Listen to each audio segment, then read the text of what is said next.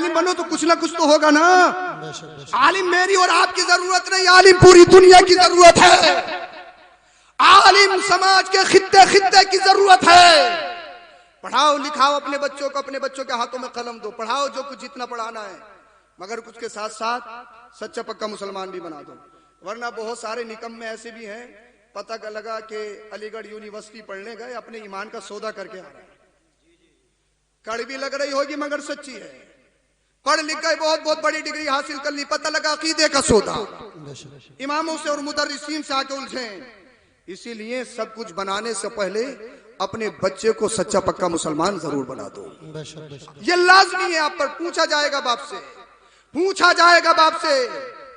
اور قرآن پڑھنے کی عادت بناؤ, قرآن سننے کی عادت بناؤ. سبحان اللہ. نعرہ تکبیر, نعرہ رسالت. علماء اہل سنت مسلک اعلی حضرت حضرت علامہ مفتی اسماعیل صاحب قبلہ اجملی, حضرت علامہ مفتی اسماعیل صاحب قبلہ اجملی. نعرہ تکبیر, نعرہ رسالت. علماء اہل سنت, آپ حضرات بیٹھے رہے, علماء استقبال کریں گے. نعرہ تکبیر, نعرہ رسالت. علماء اہل سنت مسلک اعلی حضرت حضرت علامہ مفتی اسماعیل صاحب قبلہ اجملی. نعرہ تکبیر, نعرہ رسالت.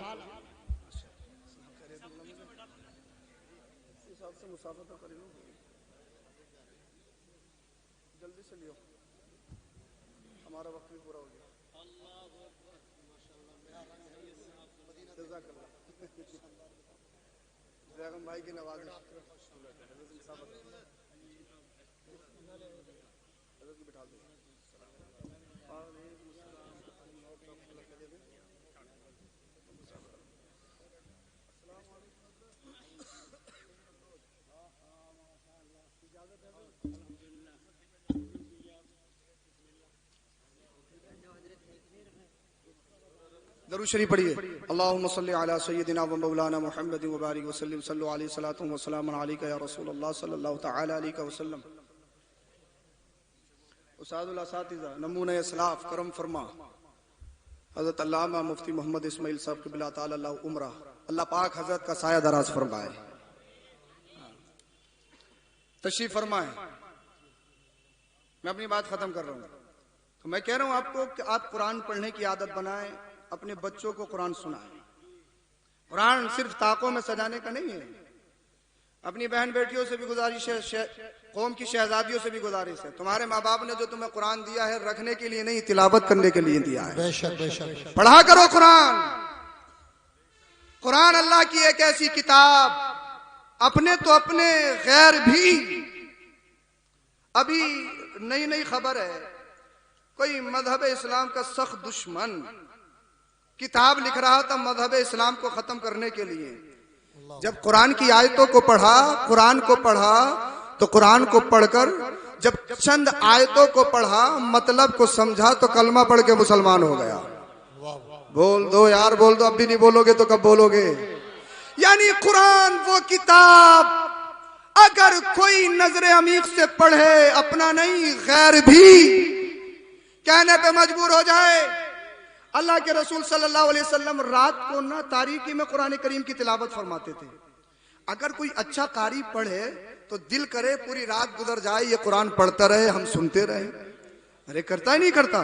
مصری قاری اگر قرآن پڑھ دے تو پڑھتے پڑھتے دل نہیں بھرتا. اب سوچو جس نبی پر قرآن کریم نازل ہوا ہے آقا پڑھتے ہوں گے تو پھر عالم کیا ہوتا ہوگا. رات میں قرآن کریم کی تلاوت, بڑی جاذبیت, جو سنتا وہ مصطفیٰ کا ہو جاتا. فاؤنڈیشن لگا دی گئی, روک لگا دی گئی کہ کوئی بھی محمد کی بات نہیں سنے گا صلی اللہ علیہ وسلم, کوئی بھی قرآن نہیں سنے گا.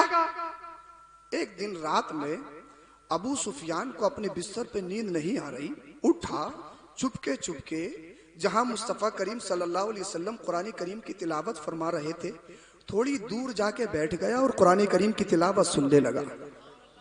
یعنی قوم کے لیڈر, رئیس, سید الوادی کہلانے والے, قرآن پر فاؤنڈیشن لگانے والے, قرآن نہیں پڑھا جائے گا, قرآن نہیں پڑھا جائے گا, قرآن کو مٹایا جائے گا, محمد کے مشن کو مٹایا جائے گا. نیند نہیں آ رہی ہے تو کہاں گئے؟ قرآن سننے. اسی رات میں ابو جہل کو بھی نیند نہیں آئی, بولے یار چل کے تو دیکھو یہ محمد پڑھتا کیا ہے. اپنے بستر سے اٹھا. ابو جہل بھی قوم سے چھپ چھپ کے رات کی تاریکی. ابو جہل سب سے بڑا آتنکوادی ابو جہل. اللہ اکبر کبیرہ. ابو جہل سب سے بڑا آتنکوادی رات کی تاریکی میں اٹھا چھپکے سے, وہ بھی جا کے بیٹھ گیا. ایک اور ہے جس کا نام اخنس بن شریک ہے تقریباً, وہ بھی اٹھا اور وہ بھی قرآن کریم کی تلاوت سننے کے لیے. تینوں نے قرآن کریم جب سننا شروع کرا, پوری رات کب نکل گئی ان کو پتہ ہی نہیں چلا. یعنی سورج صبح کا نمودار ہوا, صبح کی کرنیں پھیلنے لگی. جب یہ تینوں اپنے گھر کی طرف چلے, چھپ چھپ کے چلنا, یار کوئی دیکھ نہ لے, ہم روک لگانے والے, ہم فاؤنڈیشن لگانے والے, کیونکہ اگر روکنے ہی والا اگر اس میں شریک ہو جائے تو پھر قوم کیا رکے گی. اللہ. ابو سفیان نے ابو جہل کو دیکھا, ابو جہل نے ابو سفیان کو دیکھا, اخنس نے دونوں کو دیکھا, ایک دوسرے سے آنکھیں نہیں ملا رہے. ابو جہل نے ابو سفیان سے کہا کیسے آنا؟ وہ کہا کچھ نہیں, ویسے ہی آیا تھا. ابو سفیان نے ابو جہل سے پوچھا کیسے آنا؟ کچھ نہیں, گھوم نہیں آیا تھا. اخنس تم بتاؤ. کچھ نہیں, گھوم نہیں آیا تھا. تینوں باتیں ملاتے رہے, پھر ایک دوسرے سے بولے سچ بتاؤ آئے کیوں تھے, سچ بتاؤ آئے کیوں تھے. تینوں نے کہا یار کہو گے تو نہیں کسی سے, پردہ فاش تو نہیں کرو گے؟ نہیں کریں گے یار, محمد کی زبانی قرآن سننے کے لیے آئے تھے. سبحان اللہ.